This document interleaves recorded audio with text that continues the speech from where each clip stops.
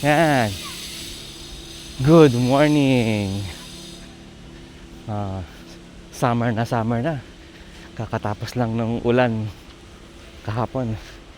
May dumaang dalawang bagyo na medyo mahina dito sa Kanto area. Yan. Abangan nyo, may bago akong video dating para sa Kirby's Day Out 2026. Pinaghandaan namin yun.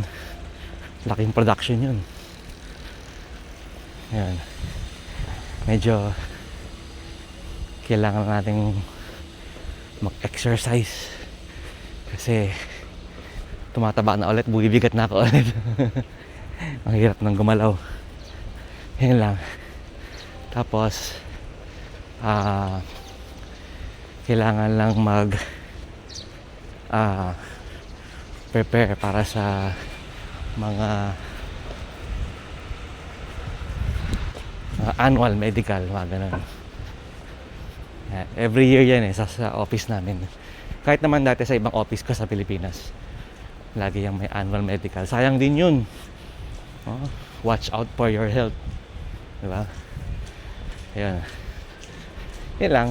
So good morning. Yeah.